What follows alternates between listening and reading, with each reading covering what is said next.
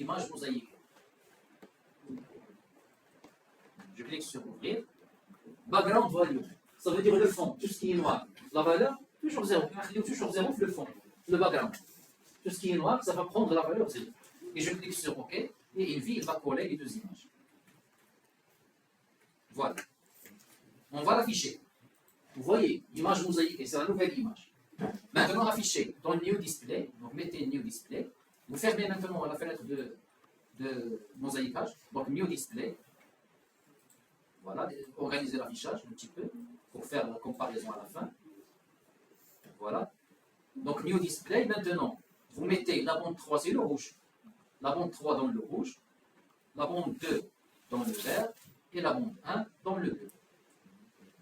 Donc 3, 2, 1. Le rouge dans le rouge, le vert dans le vert, le bleu dans le bleu.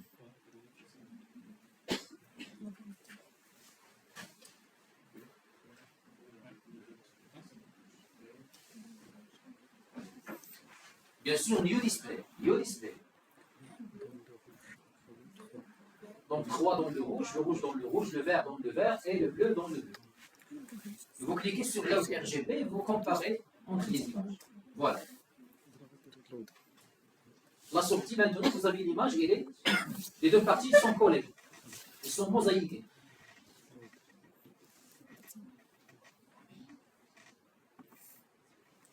Sur la première partie, la deuxième partie, le résultat, ils sont mosaïques.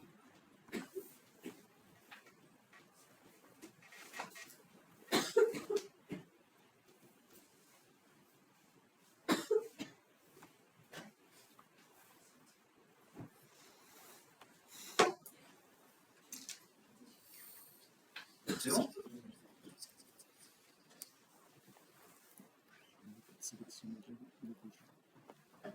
Avec le même principe, n'importe quel. Même si vous avez deux images Landsat, deux images, vous voulez coller deux images Landsat, deux images Sentinel, deux images raster, deux images X, avec la même procédure.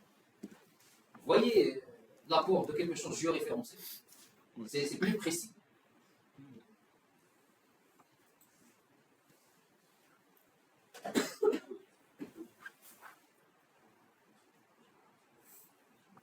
Vous avez ça comme capture d'écran. Donc la dernière technique pour aujourd'hui, c'est ce qu'on a vu dans le cours hier, c'est l'analyse de composantes principales. Lorsqu'on veut compresser les informations dans un nombre plus petit de bandes. Fermez le mosaïquage, les images mosaïquées. Des transformations d'images basées sur des traitements statistiques, et on a dit ça dans le cours. ACP, c'est une transformation. Ce qui est en entrée, ce n'est pas ce qui est en sortie. Les transformations d'images basées sur des traitements statistiques complexes de données multispectrales peuvent être utilisées pour réduire la redondance, des données et la corrélation, c'est-à-dire la liaison entre les bandes. Le but de l'analyse en composante principale, l'ACP, est de réduire le nombre de dimensions. On a dit hier, dimension, c'est-à-dire bande. Et de produire une compression de l'information de plusieurs bandes dans un nombre plus petit de bandes. Je veux compresser l'information dans les premières bandes. Les nouvelles bandes qui résultent de cette compression statistique sont appelées composantes principales CP. C'est-à-dire en entrée, je fais entrer les bandes, et en sortie, j'aurai des composantes principales chez les bandes. Les composantes principales complexes, c'est-à-dire c'est la CP et forward PC rotation, c'est-à-dire direct, ACP direct. Et compute new statistics and rotate. C'est-à-dire je vais calculer une nouvelle ACP, il n'existe pas déjà. Un nouveau calcul ACP. Transform, et vous suivez le chemin. Il est indiqué dans le PDF.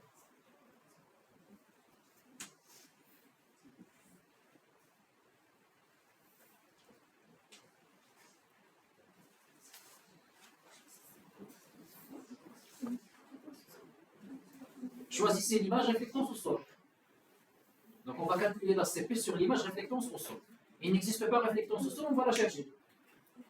Open, new file. Open, new file, et il existe dans l'OC TP1. Donc pour moi, c'est bureau, TP1, image dans le circuit TP, réflectance au sol.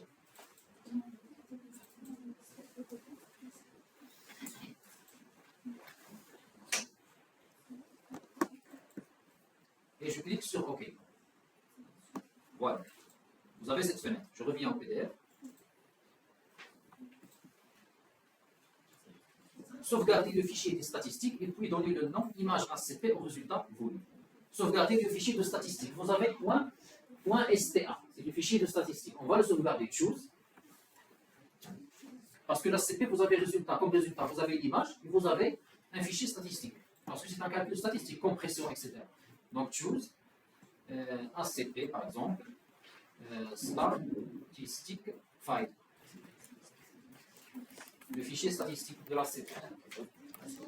Vous l'avez dit, l'image ACP statistic file.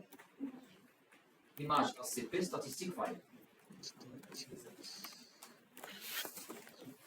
C'est le fichier qui va contenir les statistiques à l'image de calcul. Vous allez voir, on va l'afficher, on va voir les statistiques.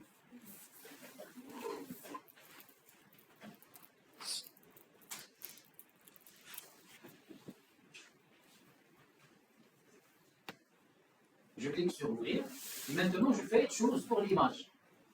Pour l'image ACP, on a dit le nom c'est image ACP. Voilà. Et vous laissez les autres options par défaut. Je clique sur OK. Voilà. Il va calculer. Il va maintenant compresser les données, les informations dans un nombre plus réduit de bandes. Il y a un problème? C'est bon?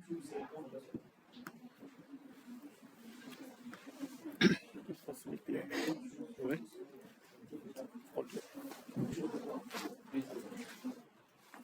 La deuxième, tu donnes le nom. Image ACP. Image ACP.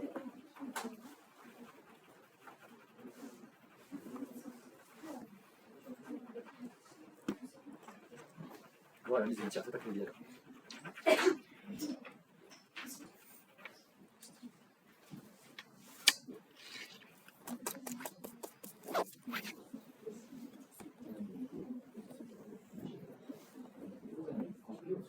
C'est pas que vous avez le maximum d'informations. Dans la composante 1, vous avez le pic et le nombre d'informations. Et un petit peu dans la composante 2, et après vous avez la décroissance.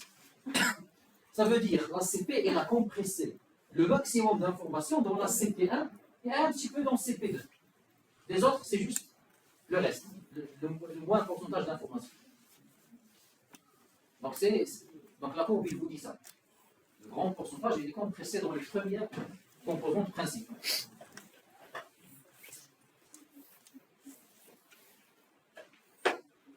Vous avez ouvrez l'image ACP et visualisez les bandes dans les deux modes d'affichage vrai et fausse couleur. Maintenant, il y a CP1 c'est le bleu. Non, parce que ce qui est en entrée, c'est différent de la sortie. Elle dit CP1, c'est pas le bleu, c'est pas aucune bande.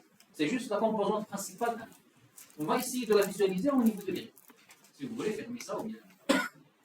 Donc, bande 1, grayscale, là ouvert. Voilà. Essayez d'afficher la réflectance au sol, donc du display, réflectance au sol, pour faire le link. On va faire des displays. Donc RGB color, dans le rouge, je vais mettre le rouge, dans le vert, et dans le bleu, le bleu. Voilà.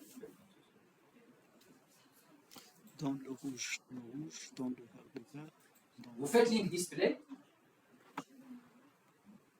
Donc j'ai affiché la réflectance au sol. Et j'ai respecté les couleurs. New display, le rouge. Ça, c'est la composante principale. Je vais revenir à display 1.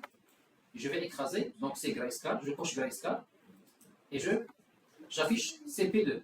PC 22. Voilà, la bande 2, c'est autre chose. Vous voyez la différence? La CP1, vous voyez l'affichage. La CP2, vous voyez l'affichage. Tout ce qui était en gris, maintenant, il est en blanc. C'est-à-dire autre information. Essayez de basculer entre les deux. Donc 1, load display. 2, load display. Essayez avec 3. D'autres affichages. De 4, 5 et 6. Vous voyez la qualité de la composante principale 6. La dernière. Est-ce qu'elle est claire? Le cercle, il est clair. Il est un peu flou. S'il vous plaît, tout le monde. Comment il est le cercle? Il est flou. Donc il est bruité. On a dit dans le cours, l'ACP isole le bruit dans les dernières composantes principales et il compresse l'information utile dans les premières composantes principales. Vous voyez la composante 6, elle est dominée par le bruit. Le cercle n'est pas clair. Par contre, si vous ouvrez la composante principale 2 par exemple bien 1, vous voyez le cercle. Il est clair, il n'est pas bruité. Ça, c'est l'affichage au niveau de grille. Essayez maintenant de composer les couleurs. Je coche RGB, colorier de couleur, je coche pardon RGB, et je mets dans le rouge, je mets la CP1. CP1. Dans le vert, CP2, dans le bleu, CP3. Donc dans le rouge, CP1, dans le vert, CP2, et dans le bleu, CP3. Et je clique sur Load RGB. Autre chose, autre que vraie couleur, autre que fausse couleur. Ouais.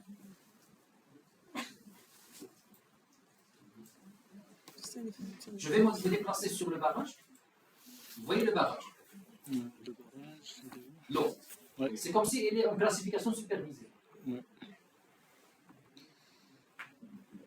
Vous voyez le vert ici, le vert et le jaune. Le bâti. Vous voyez le bâti? Le bâti, il est en bleu. Il est vraiment classifié. Et les parcelles, etc. Ça, c'est un composé coloré que j'ai choisi. La CP1 dans le rouge, la CP2 dans le vert, la CP3 dans le bleu.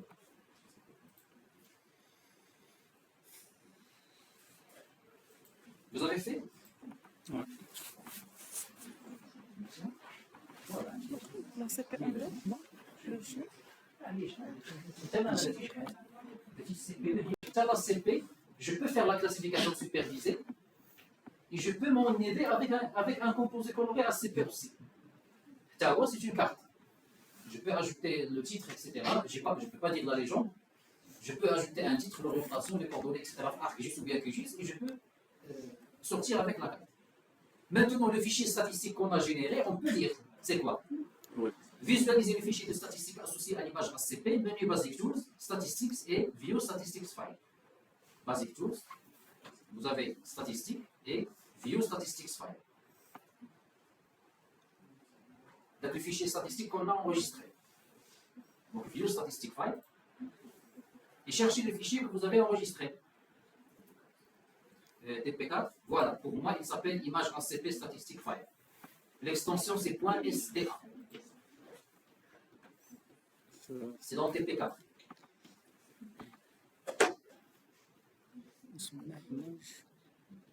Ok.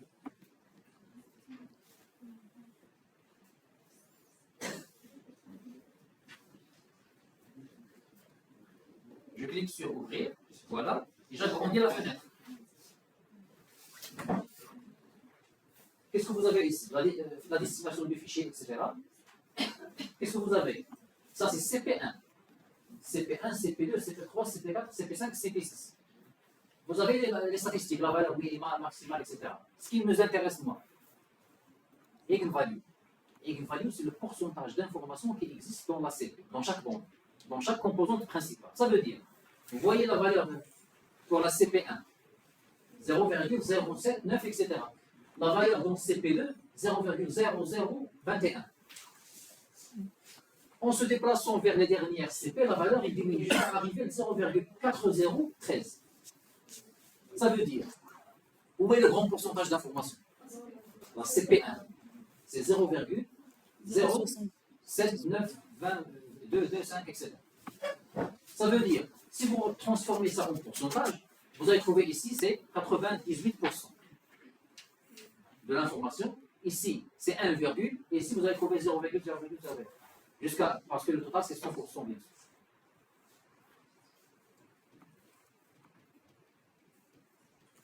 C'est clair?